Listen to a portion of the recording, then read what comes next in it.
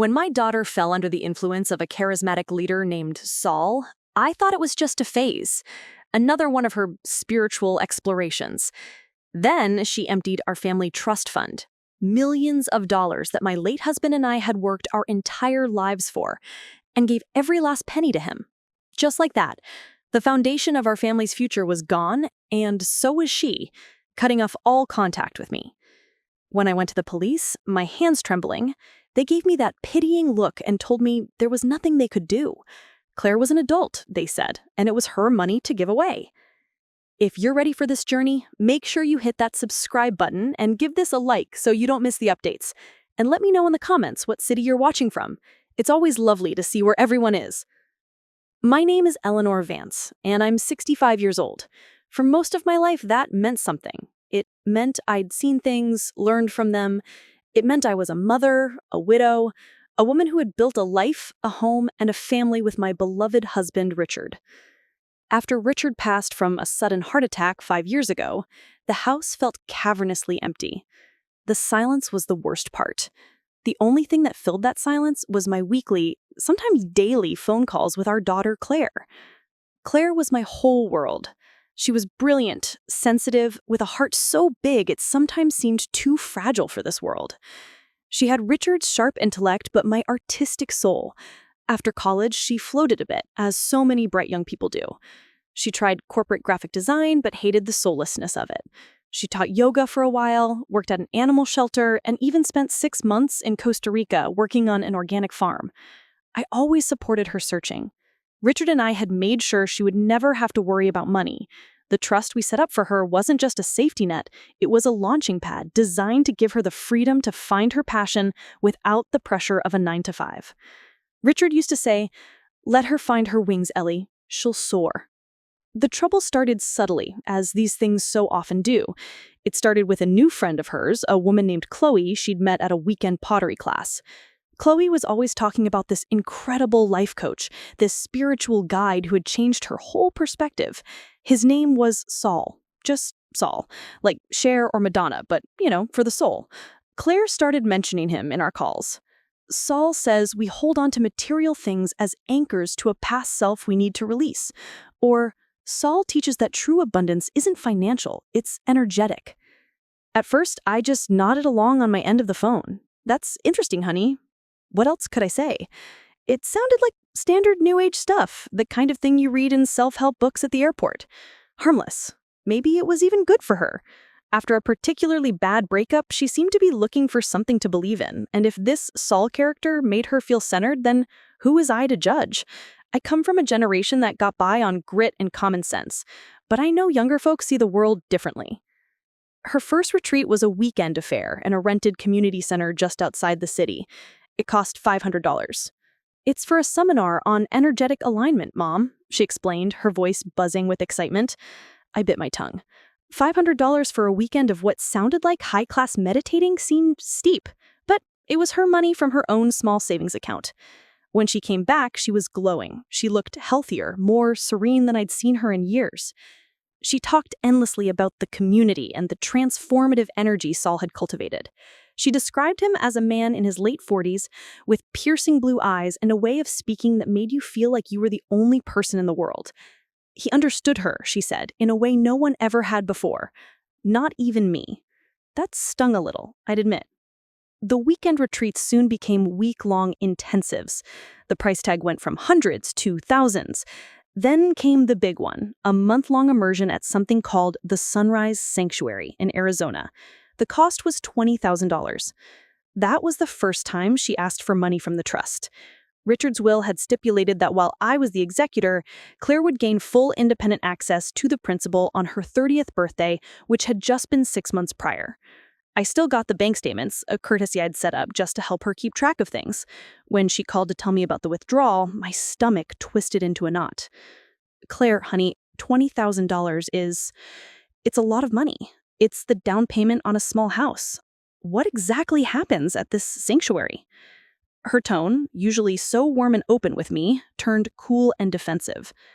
"It's an investment, Mom, an investment in my personal growth. Saul is helping me shed a lifetime of limiting beliefs. You can't put a price on that." I know, but Darling, your father and I worked so hard for that money. It was meant for your future. A home, a family, if you choose it, security. Security is an illusion, she recited, and I could practically hear the capital letters. Saul says the only true security is inner peace.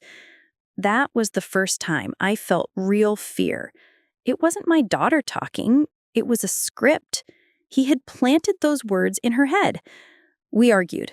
It was the first real, ugly argument we'd had since she was a teenager sneaking out to a party. I told her this Saul fellow sounded like a con artist. She accused me of being materialistic and cynical, trapped in an old world mindset. She said I just didn't want to see her happy and free. The call ended with her hanging up on me, something she had never, ever done. I know this part is hard to hear, but it's important. She was pulling away, and he was reeling her in, and I was just standing on the shore, watching it happen. The truth was about to come out, and when it did, it was going to be more devastating than I could ever imagine. After that fight, the silence from her end was deafening. My texts went unanswered, my calls went straight to voicemail. I drove by her apartment, but her car was gone. I told myself she just needed space. She was an adult after all. Maybe I had pushed too hard. A week turned into 2, then 3. I was starting to go out of my mind with worry, picturing all sorts of horrible things. Finally, I decided to call the bank that managed the trust, just to check, just to reassure myself that the $20,000 was the end of it. I can still hear the placid, professional voice of the trust officer on the other end of the line. His name was Mr. Abernathy, a kind man who had worked with my husband for years. Yes, Mrs. Vance? The Claire Vance Trust, account number ending in 4822? Just one moment. There was a pause. I heard the clacking of a keyboard. I held my breath. Ah, yes, I see here. Mrs. Vance, are you sitting down? My heart stopped. It just stopped beating for a second. What is it, Bill?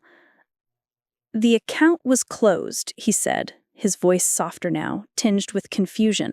The full balance was liquidated via a wire transfer 3 weeks ago, on the 2nd of the month. The receiver felt slick in my hand. The full balance? No, that's not possible. Bill, we're talking about nearly $3.5 million. I know, Eleanor, he said gently. The wire transfer was authenticated by Ms. Vance herself. She came into the main branch with her ID and signed all the necessary paperwork. The transfer was made to an entity called the Sunrise Ascension Foundation. $3.5 million. The money Richard had invested so wisely, the nest egg that was supposed to secure our family's legacy, our daughter's entire future. Gone. Sent to some foundation run by a man with one name and piercing blue eyes. I hung up the phone. I didn't scream. I didn't cry. A strange, icy calm washed over me. The kind of calm that comes when the absolute worst thing you can imagine has just happened. I immediately drove to Claire's apartment. I used the emergency key she gave me years ago, the one I'd never used. The place was empty. Not just empty of her, but empty of everything. The furniture was gone. The bookshelves were bare. The pictures of us, of her and me smiling on vacation, of her and her dad at her college graduation, were gone from the walls. All that was left in the entire 2-bedroom apartment was a single envelope on the kitchen counter. My name was written on the front in Claire's familiar looping script. Inside was a short typed letter. It read, Mom, I have found my true family and my true purpose. I know you won't understand this, but I am doing what I was always meant to do. The money was a worldly attachment, a symbol of a life I no longer wish to live. By releasing it, I have been set free. Please don't try to find me. I am finally at peace. Claire. That's when I broke. I sank to the floor of that empty apartment and I sobbed.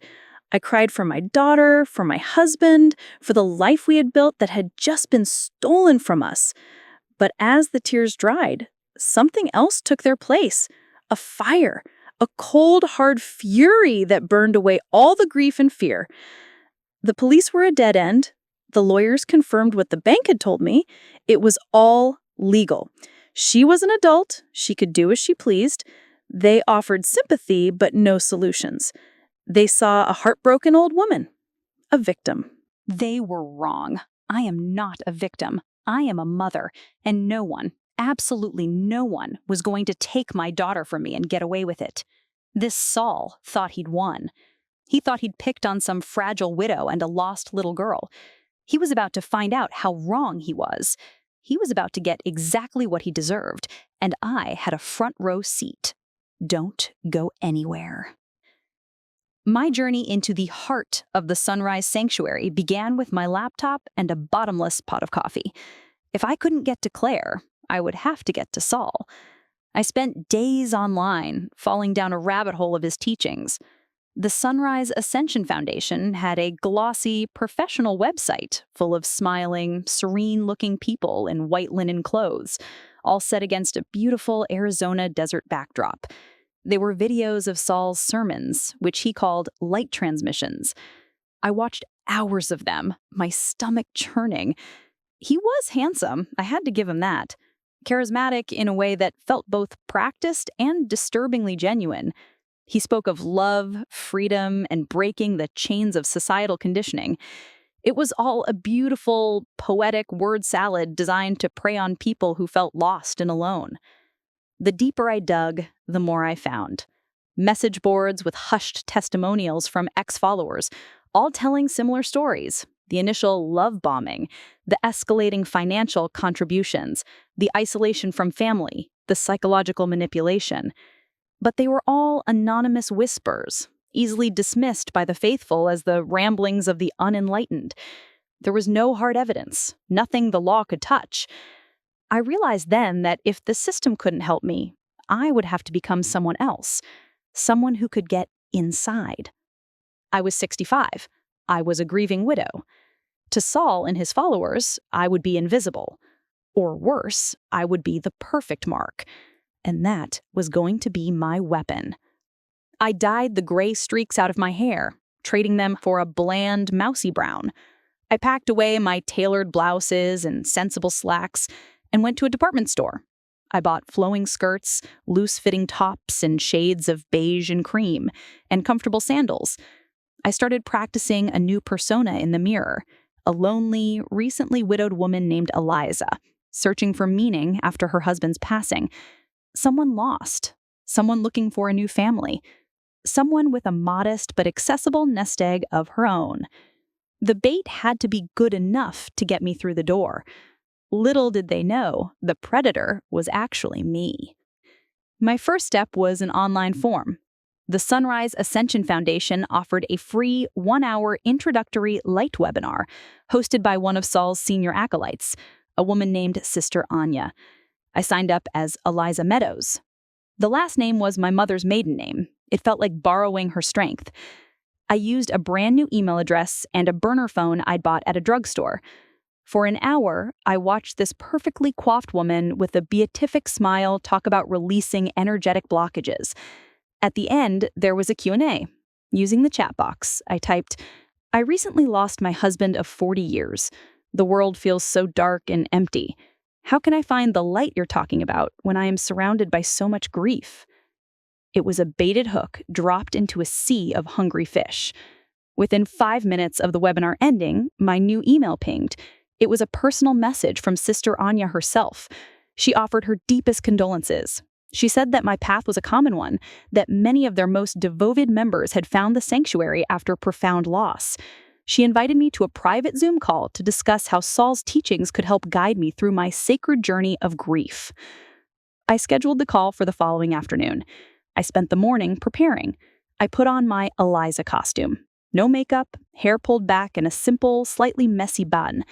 I sat in a dimly lit corner of my living room, a framed photo of Richard and me placed strategically on the table behind me, just visible over my shoulder.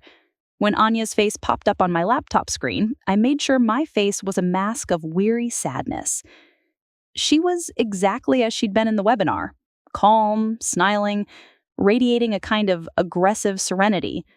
She let me talk. I spun my story. I was Eliza, a retired librarian from Ohio, whose world had been shattered.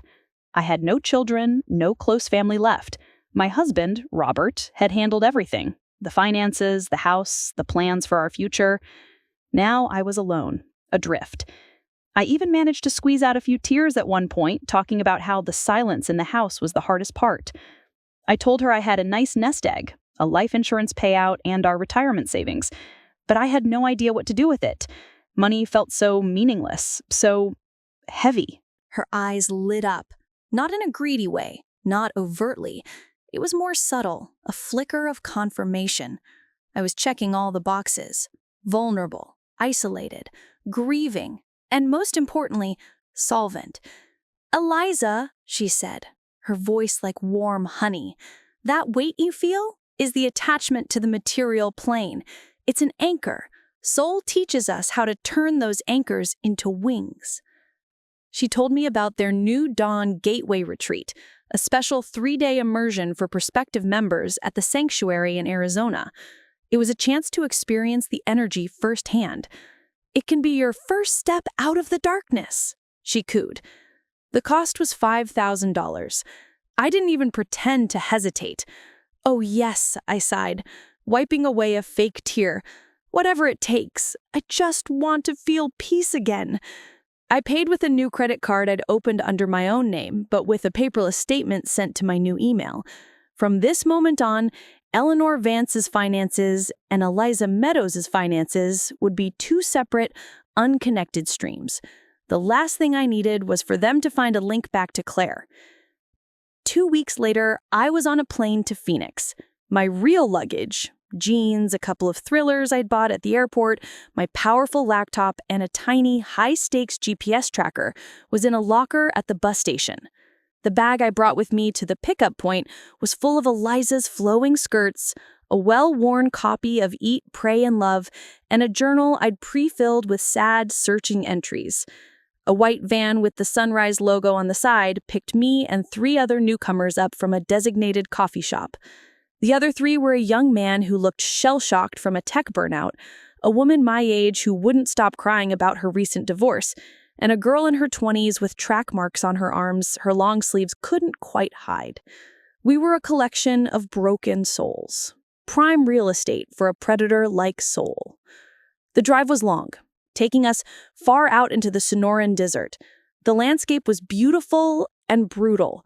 As the sun began to set, turning the saguaro cacti into looming silhouettes, we turned down a long, unmarked gravel road. A large adobe-style gate slid open, and we drove into the compound. It was breathtaking. I hated that I thought so. It wasn't a camp. It was a resort. Low-slung, beautifully designed buildings were nestled among manicured desert gardens. A central courtyard had a crystal-clear swimming pool and comfortable-looking lounge chairs. It was a 5-star hotel disguised as a monastery. People in loose, white and beige clothing milled about, smiling, chatting quietly. They all looked peaceful, healthy, content. This was no ramshackle mud hut cult. This was a high-gloss, well-funded operation, and my daughter's inheritance had paid for a good chunk of it. The rage burned hot in my chest, and I had to take a slow, deep breath to keep my Eliza mask from cracking. We were shown to our rooms, which were simple but luxurious: a comfortable bed, a private bathroom with expensive organic toiletries, and a small balcony overlooking a cactus garden. There were no TVs, no radios, no Wi-Fi access. It was called a digital detox to purify the spirit. I knew what it really was: isolation. Step 1 in breaking a person down. That evening was the orientation, held in a large, circular room they called the sanctum. About 50 of us sat on cushions on the floor. At the front of the room, on a slightly raised platform, was a simple wooden chair. The moment Sol walked in, the room went silent. I finally saw him in the flesh. He was tall, lean, with sun-bleached blonde hair and a neatly trimmed beard. And the eyes. Claire had been right about the eyes. They were a startling, hypnotic blue. He wasn't wearing some guru robe, but a simple white linen shirt and pants. He looked less like a prophet and more like the handsome owner of a boutique vineyard. He smiled, a slow, knowing smile, and an almost palpable wave of adoration rippled through the room. He welcomed the newcomers, his voice a perfectly modulated baritone that was calming and authoritative. He spoke for an hour about letting go of ego narratives and embracing our true, radiant selves. I have to admit, he was good, frighteningly good. He could weave together snippets of quantum physics, ancient philosophy, and pop psychology into a tapestry that felt profound if you didn't look too closely at the threads. And just when he thought he had me, when his gaze swept across the room and paused on me, the grieving widow, trying to strip away my soul and see the hurting customer within, I saw her. Across the sanctum, sitting near the front, my daughter. My Claire.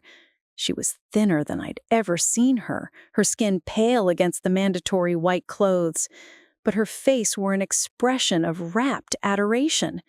She was hanging on his every word. The sight of her nearly broke me. The primal scream of a mother wanting to run to her child rose in my throat, hot and choking. I had to physically press my nails into my palms to stay seated, to keep the fake, serene smile plastered on Eliza's face. I knew then that this was going to be 1,000 times harder than I had imagined. Stick with me, because this is where it got really complicated.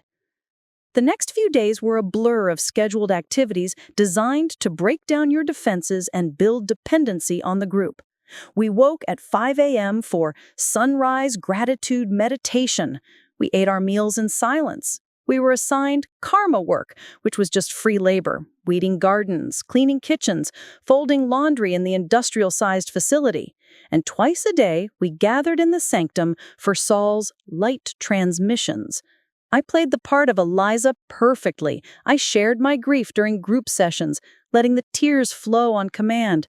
I spoke about how heavy my money felt, how I wished I could find a purpose for it, a way to transmute its energy into something more meaningful.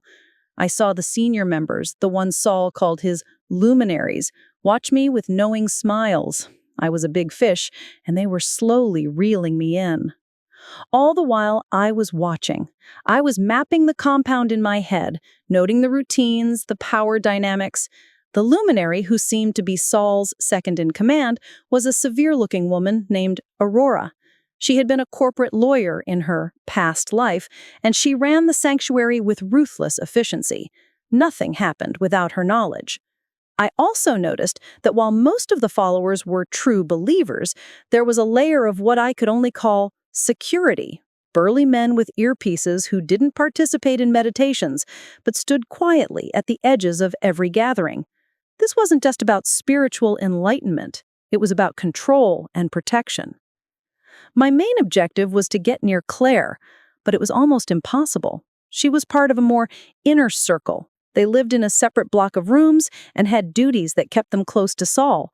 I saw her a few times, across the dining hall or walking through the gardens, always surrounded by others. She never looked my way. It was as if she didn't even see the other people around her, only the mission. My heart ached every time I saw her, but I couldn't risk approaching her. One slip, one flicker of recognition on her face, and it would all be over. I had to wait for the right moment. On the final day of the Gateway Retreat, we were each granted a 5-minute personal energy assessment with Saul himself. This was my chance. This was the test. When my turn came, I was led into his private office. It was opulent in a minimalist way. Expensive art on the walls, a massive oak desk, and a wall of windows looking out at the mountains. He wasn't sitting behind the desk. He was in one of 2 armchairs, creating an illusion of intimacy. "Eliza," he said, his blue eyes locking onto mine. "Welcome. Tell me about your pain." I gave him my rehearsed story. my voice trembling slightly. I told him about Robert, our quiet life, my crushing loneliness. He listened intently, nodding. Then he leaned forward. "Your husband left you with a great material burden," he said.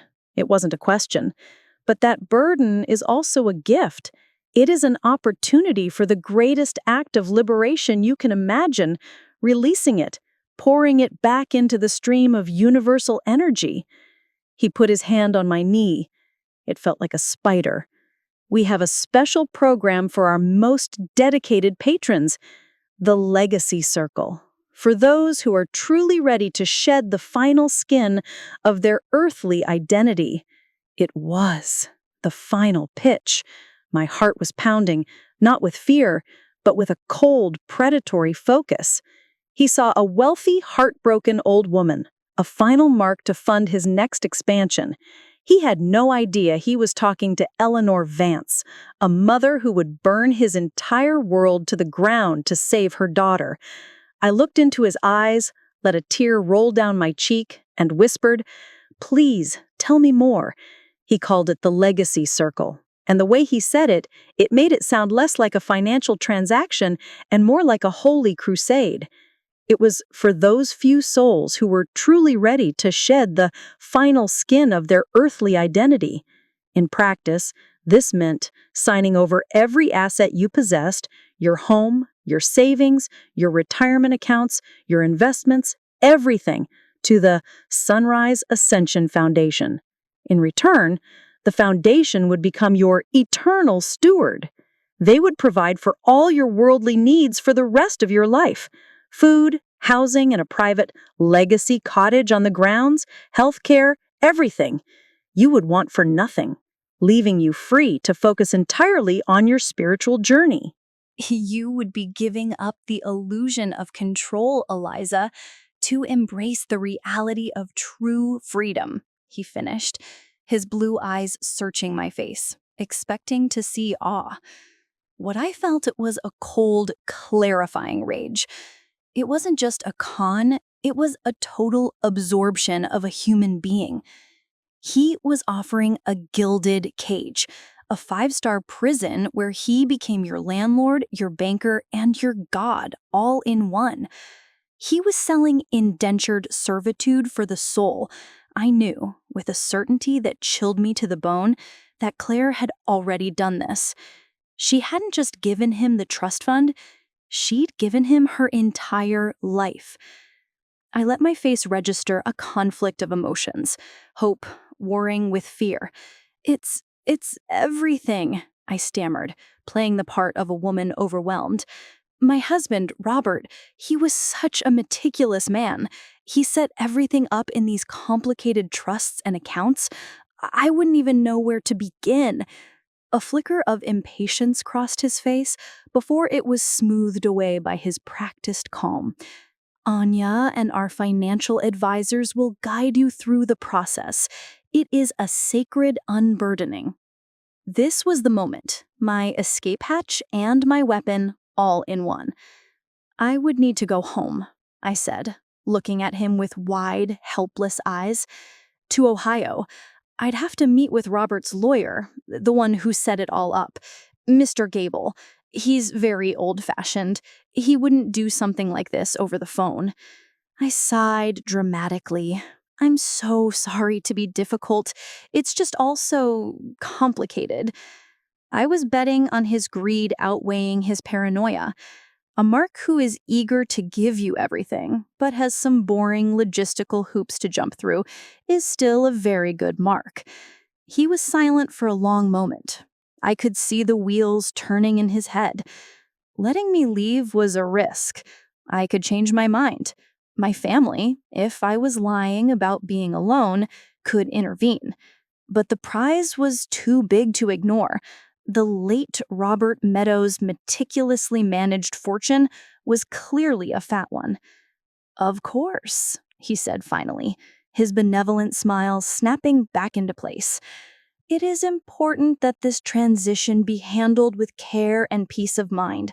We will arrange your flight home. We will consider you a part of our family on pilgrimage. Anya will check in with you every day to offer support and guidance as you navigate these worldly matters. It was a leash, not an offer of support, but it was one I could work with. He had taken the bait. I spent the rest of the day in a haze of feigned spiritual contemplation, nodding along to the vapid platitudes, even sharing a breakthrough in the evening group session about my decision to fully commit to the light. Claire was there again. At one point, our eyes met across the room. There was no flicker of recognition, just a bland, placid smile. The look she gave me was the same one she gave the potted plant in the corner. It was like looking at a ghost, my ghost. My daughter was gone, and this serene stranger was wearing her face. That night, I cried myself to sleep, but they weren't Eliza's tears. They were Eleanor's, and they were tears of war. The flight back to my real life felt like surfacing for air after being held underwater. The moment I walked into my own house, my house filled with my things, my memories of Richard, my whole life, the flimsy costume of Eliza Meadows fell away. I made a pot of strong black coffee, sat at my kitchen table, and for the first time in weeks, I allowed myself to think clearly. My first call wasn't to the police or a therapist. It was to Arthur Gable, my real lawyer.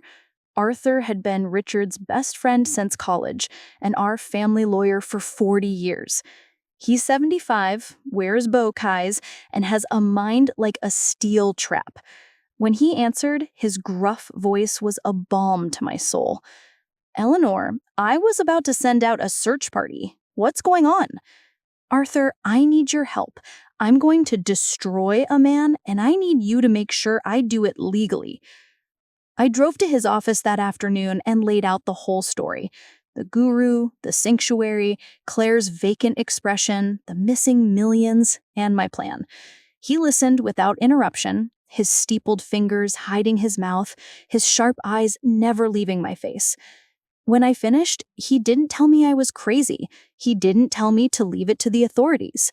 He simply swiveled in his leather chair, looked out the window for a moment, and said, "All right, Richard would have wanted to burn this bastard's whole world down. Let's get him the kindling." I knew this part would be complicated, a tightrope walk over a canyon, but we were about to build a legal mousetrap so perfect, so irresistible that Saul would volunteer to stick his own neck in it.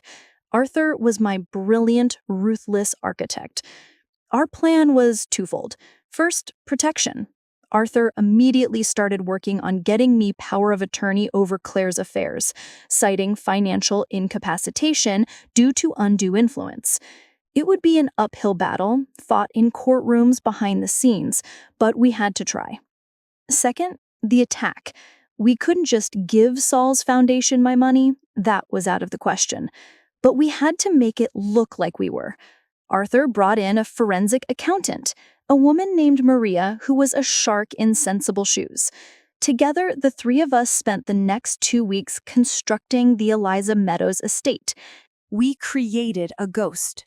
We drafted documents for a labyrinth of trusts and holding companies that looked impressive on paper, but were ultimately controlled by a single, invisible entity: me.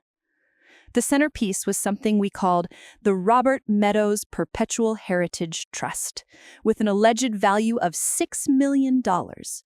I figured I'd better make the bait juicier. The terms of this fictional trust were deliberately archaic and complex. Transferring the principal required specific signatures on specific documents, in-person verifications, and a phased liquidation over a period of 90 days. Every day, just as Sol had commanded, Sister Anya called me on my burner phone. I let it ring a few times, then answer with a weary, flustered sigh. I would feed her carefully selected morsels of our fabricated legal struggles. "Oh, Anya, it's such a mess," I'd whine. "Mr. Gable is just being so thorough. He has to file this fiduciary declaration of intent before he can even start the liquidation process." Or, The bank needs a notarized certificate of beneficiary unburdening. Can you even believe these terms? Robert was so complicated. Anya, with no legal or financial background of her own, would just cluck sympathetically and offer to have a meditation session with me over the phone to ease the energetic friction of the material world. She was feeding all my carefully crafted jargon back to Aurora and Sol, who would then consult their own lawyers. And we were counting on that. The paperwork Arthur and I created was so beautifully forged, so layered with authentic-looking legalese, that any lawyer would advise their client that while it was a pain, it looked legitimate. We were building a beautiful, intricate cage made of legal documents. And Sol, blinded by his own greed, was about to walk right into it. The trap was set. All I had to do was convince the mouse to take the cheese. While Arthur and Maria handled the financial weaponry, I focused on gathering intelligence. I knew getting Claire back wouldn't just be about bankrupting Sol. I had to break his psychological hold on her and the others. I went back to those online message boards for ex-members, but this time I wasn't just lurking. I created a new anonymous profile, Worried Mother 7.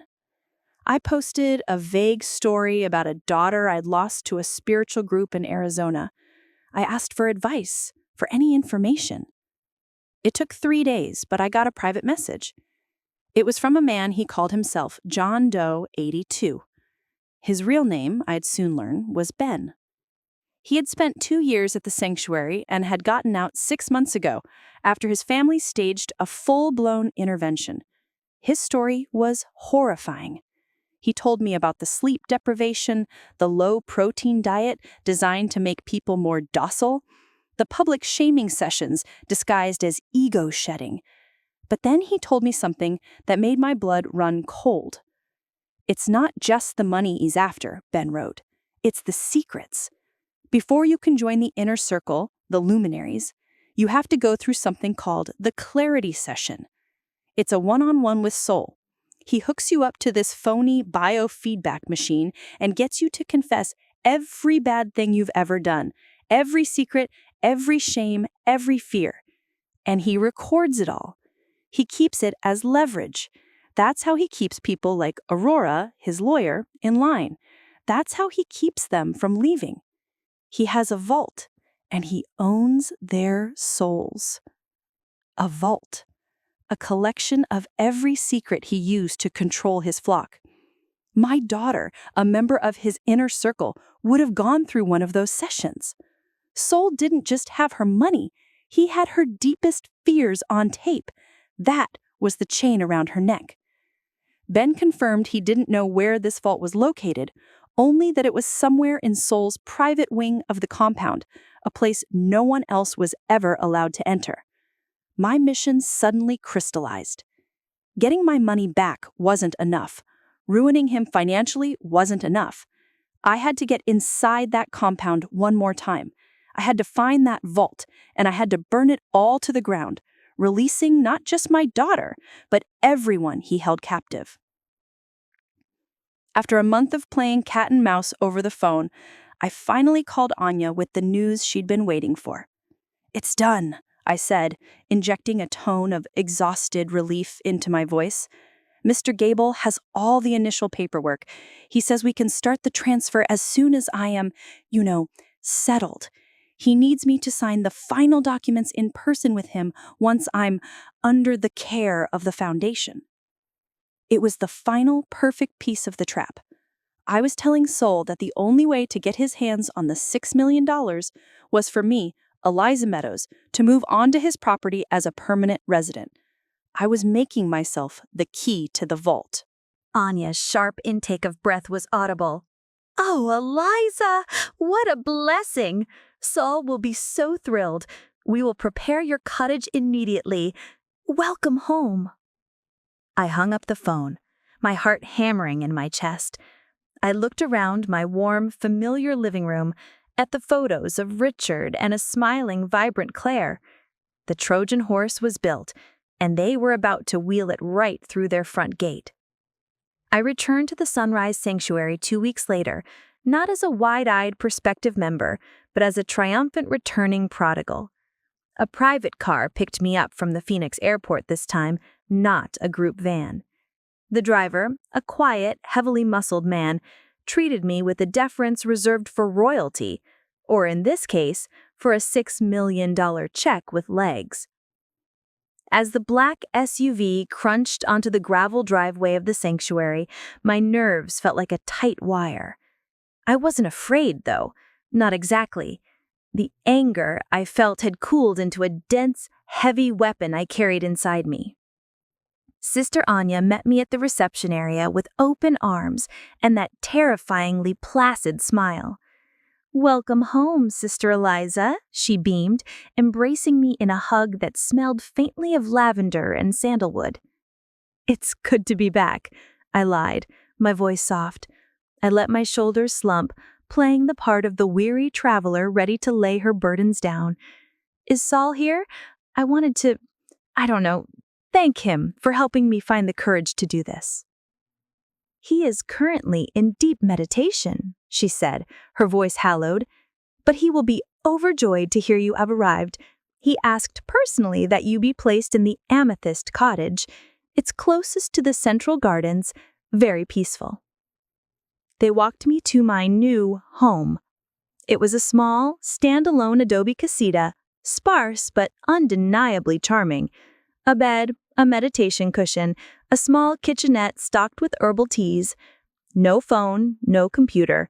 A beautiful cell. My luggage, having already been thoroughly cleansed, searched by their security, was waiting for me. My GPS tracker was stitched into the lining of my unassuming tote bag, its battery life a ticking clock on my mission. Hidden in the hollow heel of my sensible orthotic shoe was a tiny, high-resolution camera. Eliza Meadows was moved in. The next few days were a waiting game. I settled into the routine, attending meditations, eating the bland vegetarian meals, and observing. I was granted a brief audience with Saul on my second day. He welcomed me with open arms, his eyes gleaming with what I knew was dollar signs, not spiritual joy. "You have done a brave thing, Eliza," he murmured, holding my hands in his. "You have shed your heavy skin. Now you can truly fly." I squeezed his hands back, tears welling up in my eyes on cue. "Thank you, Saul. I feel lighter already." I made sure to mention the final paperwork again, just to keep the carrot dangling in front of him. "Mr. Gable says the first transfer should hit the foundation's account by the end of the week once he verifies I'm settled." It was a lie, of course. There would be no transfer, but it bought me time and trust. Because I was a legacy member now, I had more freedom to roam the grounds than the regular attendees. I used this to my advantage. During the heat of the afternoon, when most people were resting in their rooms, I'd meditate in the gardens, slowly expanding my perimeter. I was looking for the Sanctum Sanctorum, Saul's private residence and office complex. It was a separate building at the far north end of the property, guarded by a subtle but imposing wrought iron gate, and always flanked by at least one of the burly security volunteers. That had to be where the vault was. Getting in there was going to be the hard part. I knew from my chats with Ben online that the guards were on a strict rotation. During the evening light transmission, which was mandatory for everyone, including most of the senior staff, the guard presence was thinnest. Just one man at the gate. 3 days into my stay, I got my first real look at Claire since returning. She was leading a small group in a mindful gardening session near my cottage. She was gaunt, her eyes were huge and shadowed, and she moved with a strange, robotic precision. My heart lurched painfully. I wanted to run to her, shake her, scream at her to wake up, but I didn't. I walked past her group, giving a small, polite nod, acting for all the world like a stranger. She glanced up, and for a fraction of a second, something flickered in her eyes. Confusion? Recognition? It was gone as quickly as it appeared, replaced by that bland, beatific mask. It was enough. It told me my daughter was still in there, buried deep under layers of Saul's poison. I just had to dig her out. That evening, I put my plan into motion. I feigned a spiritual crisis during the pre-dinner meditation. I started weeping uncontrollably, shaking, muttering about how I was unworthy, how the old energy was too strong. Anya, ever the dedicated shepherd, immediately pulled me out of the main hall. "It's all right, Eliza," she soothed. "It's the detox. It happens. I need to be alone. I need to go back to my cottage. Please," I gasped out between sobs. She hesitated, then nodded. "Of course. Rest. Realign." She let me go. I walked slowly back towards my cottage, but the moment I was out of sight of the main building, I veered off the path. I ducked behind a row of thick bougainvillea bushes and started making my way towards the north end of the compound, keeping to the shadows. It was dusk, the desert turning a deep, bruising purple. I reached the perimeter of Saul's private residence. The single guard was there, bored, scrolling on his phone. I had thought about this part for a long time. I wasn't a spy, and I certainly wasn't an action hero. I was a 65-year-old woman. My only weapon was that nobody expected me to be a threat.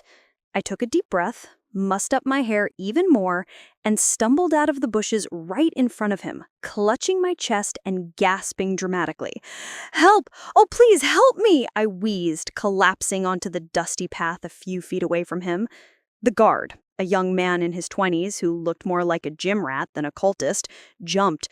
"Whoa! Lady, are you okay? You're not supposed to be here." My heart," I groaned, clutching my chest tighter. "I can't breathe, please." He panicked. Standard cult operating procedure was to avoid outside medical intervention at all costs, unless absolutely necessary. He fumbled for his radio. "Base, this is post 3. I got an elderly female here. Looks like she's having a medical—" "Water!" I rasped, reaching a trembling hand towards him. "Please, just water!" He hesitated, looking torn between his post and a dying old lady. Humanity won out. Okay, hang on." He stepped away from the gate, uncapping a water bottle from his belt. As he leaned down to offer it to me, I made my move. It wasn't graceful. I didn't know judo. What I did know was where a man's most sensitive parts were, thanks to a self-defense class Richard and I took years ago. I brought my knee up as hard as I could, straight between his legs. He didn't even have time to scream. He just made a strangled wheezing sound and crumpled to the ground, curling into a fetal ball. I didn't wait. I scrambled to my feet, my fake heart attack forgotten, and grabbed his keycard from his belt. I swiped it at the gate. The heavy iron door clicked open. I was inside. The complex was eerily quiet. It felt more like a high-end spa than a home. I moved quickly down a long hallway, checking doors. A library, a meditation room, and then, at the end of the hall, a heavy oak door with a keypad lock. This had to be it. I didn't know the code, but I had something better. In my tote bag was a small canister of UV detection powder Arthur had procured for me. I puffed a little onto the keypad and shone a small UV light on it. 4 numbers glowed faintly where oily fingers had pressed them most often. 1, 4, 7, 8. I tried a few combinations. 1, 4, 7, 8. Nothing. 8, 7, 4, 1. Nothing. My hands were shaking now. I could hear the guard outside starting to groan more loudly. I was running out of time. I thought about Soul, his ego, his obsession with birth and rebirth. I punched in 1947, his birth year. No, wait, that was too simple. What about his rebirth year, the year he founded the sanctuary? 2014. I tried it. Click! The door swung open. I stepped inside and my breath hitched. It wasn't a vault in the traditional sense. It was a state-of-the-art server room. Racks of humming computer equipment lined the walls, cooler than the rest of the building.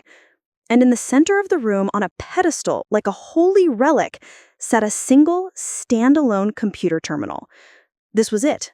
The brain, the memory, the Akashic records, as he probably called them. I rushed to the terminal. It was password protected, of course, but attached to the side of the monitor was a small, unassuming USB port.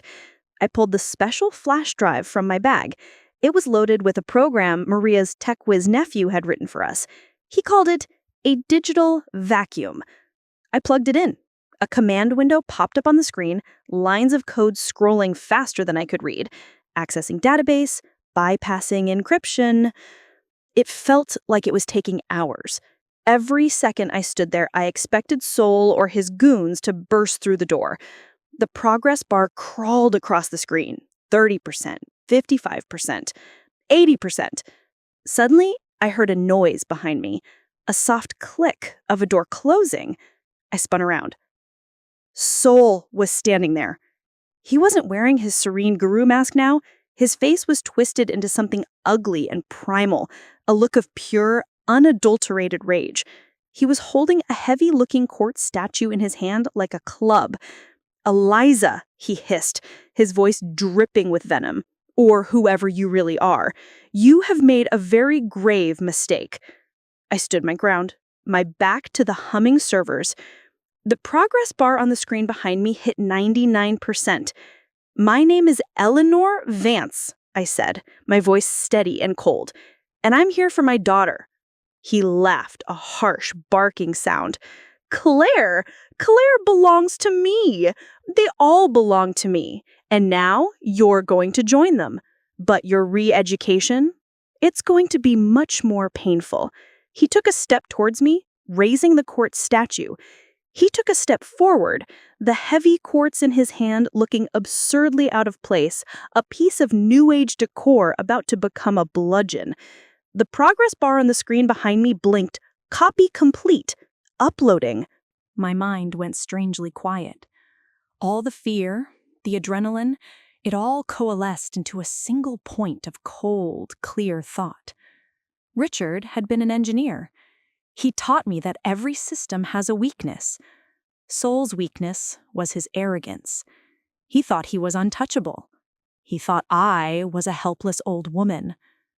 "That's a lovely statue," I said, my voice steady, almost conversational. "It would be a shame to get blood on it. Forensics are so tricky these days." He stopped, his brow furrowing in confusion. This wasn't the reaction he expected. He wanted tears, pleading. "You think this is a joke," he snarled. "There are no cameras in here, no witnesses. Just another heartbroken old woman who got overwhelmed by the light and had a tragic, fatal accident." "And the guard outside," I countered. "The one who just saw me alive and well having a fake heart attack?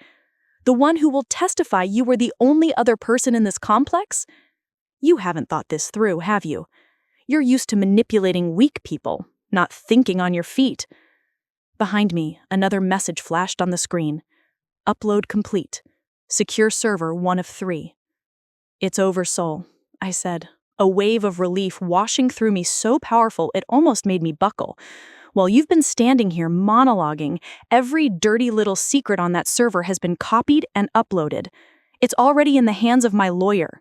A copy is on its way to the FBI's white-collar crime division. And a third, for good measure, has been sent to a reporter at the New York Times I had my lawyer contact last week. Her name is Ms. Rosen, and she is very interested in cults that exploit the vulnerable." His face went white. The blue of his eyes seemed to dim, all the manufactured charisma draining away to reveal the terrified little con man underneath. He looked from me to the computer screen, as if he could unsend the data through sheer force of will. "You're bluffing," he whispered, but there was no conviction in it. "Am I?" I gave him a small, cold smile. "Go ahead. Kill me. All it will do is turn a story about financial crimes and extortion into a murder investigation. You won't be able to rebrand your way out of that one. You won't get to start over in Bali or Belize. You will rot in a federal prison." He stared at me, the crystal statue lowering slightly in his hand. He was trapped. The system he had built to give himself total control had just been used against him. The room was silent except for the low hum of the servers, each one a tombstone for his empire. And then another sound cut through the quiet. Faint at first, then growing steadily louder. A siren. Not a fire alarm from inside the compound, but the unmistakable sound of police cars racing up the long gravel road. Sol's head snapped toward the door. Pure animal panic washed over his face. My GPS tracker, Arthur. My brilliant, old-fashioned, wonderful lawyer. He'd been tracking me the entire time. The moment my signal had stayed put in this restricted building for more than 10 minutes, our prearranged plan had kicked in. The compound erupted into chaos. Doors started slamming, shouts echoed across the manicured gardens. Sol was cornered. He dropped the crystal statue. It hit the floor with a dull thud. For a second, I thought he might rush me, but the fight was gone from him. He simply sank into the chair by the terminal, a broken man, as the blue and red lights washed across the window of his sanctum sanctorum. It took the authorities hours to secure the place. They found me in the server room and treated me like a hostage, a fragile victim. It was easier to just let them. An older woman in a beige skirt weeping with relief. It fit their narrative. While the paramedics were checking me over, I gave the lead detective, a sharp, no-nonsense woman named Detective Harding, the login information for the secure cloud server. She took one look at the file directory on her phone and saw folders labeled with names of wealthy, powerful people, and I knew she understood. This wasn't just some hippie commune. This was major league. My only thought was of Claire. While the compound was still swarming with police, I found her. She was huddled with a group of other followers in the main dining hall, all of them looking confused and frightened. One of the officers was trying to get a statement from her, but she was just staring blankly, chanting some sort of mantra under her breath. I walked up to her, my heart in my throat. "Claire?" She looked up. The moment she saw me, her face hardened. The vacant look was replaced by pure animosity. "You," she spat, her voice venomous. "Sol warned us about you. He said the dark energies would try to pull us from the light. You did this. You brought them here." It was like a knife in my gut. After everything, she still saw me as the enemy. I saw 2 deprogrammers Arthur had on standby near the entrance, a kind-faced man and woman. They gave me a slight nod. It was time. I didn't argue with her. I didn't try to explain. I just reached out and took her hand. It felt as thin as a bird's wing. "Yes, honey." I did. "Now we're going home." She tried to pull away, shouting at me, calling me a demon, a liar. But she was weak, malnourished, and I held on tight. The deprogrammers helped me guide her to an unmarked car. She was still fighting, but it was like a puppet fighting its strings. As we drove away, leaving the flashing lights and the shattered lives of the Sunrise Sanctuary behind, I held my weeping, screaming daughter in my arms, and for the first time in a very long time, I knew we were going to be okay. The fallout was spectacular. The Clarity session tapes were a goldmine for the prosecution. They had confessions to tax evasion, adultery, medical malpractice, a library of human failing, all neatly cataloged and used for extortion. Aurora, the lawyer, was one of the first to flip, trading her testimony for a lesser sentence. Ben, the ex-member who had helped me, became a key witness for the prosecution. Dozens of other families came forward with stories just like mine. Solomon Thorne, his real name was that ridiculously theatrical, was charged with wire fraud, extortion, money laundering, and a raft of other felonies. Our fake trust, the Robert Meadows Perpetual Heritage Trust, became the final nail in his coffin. The meticulously documented attempts to get me to transfer its non-existent funds was irrefutable proof of his intent. He was denied bail. Getting our money back was harder. Saul had funneled most of the cash through a dizzying array of offshore accounts and shell corporations. My lawyer's forensic accountant, Maria, spent the better part of a year tracking it down. We never recovered all of it, not even close. But we got enough. The sanctuary's assets were seized and liquidated, and the proceeds were divided among the victims who came forward. The money, I realized, had never been the point. The real work was with Claire. The first few months were hell. She was angry, sullen, and withdrawn. She went through intensive therapy with the specialists. They explained it to me like this. Saul hadn't just taken her money, he had taken over her personality, replacing her own critical thinking with his doctrines, her own memories with his narrative. Rebuilding her sense of self was a slow, painful process of untangling thousands of lies. I never pushed her. I just was there. I made her favorite soup. I put on the old movies we used to watch together. I sat with her in silence when she didn't want to talk. And one afternoon, about 6 months after we got home, I was out in the garden trying to bring my wilted rose bushes back to life. She came out and just stood there for a long time. Then she quietly took a trowel from the potting bench and started weeding beside me. We worked side by side for an hour, not saying a word. When we were done, she turned to me, her eyes clear for the first time in what felt like a lifetime. The real Claire was looking at me. "I'm so sorry, Mom," she whispered, and the tears started to stream down her face. They weren't angry tears or confused tears. They were tears of grief and of release. I pulled her into my arms and held her, and we just cried together under the afternoon sun. It's been 2 years since that day. Claire is finishing a degree in social work, hoping to help others who have escaped high-control groups. She's still my sensitive, brilliant daughter, but there's a new strength in her now, a core of steel forged in fire. We're closer than ever. The house is no longer silent. It's filled with our laughter. I am not the same woman I was. I used to think my best, bravest years were behind me, that I was just meant to quietly tend my garden and live in my memories. But a mother's love is a powerful thing. It can be gentle, but when it needs to be, it can burn down empires. I was a grieving widow. I was invisible, and it turned out to be the greatest weapon I ever had. He never saw me coming. So that's my story. Now I have a question for all of you. What would you do in my place? Let me know in the comments below. So another story of my grandmother has end, and be clicking here you will have when more such stories.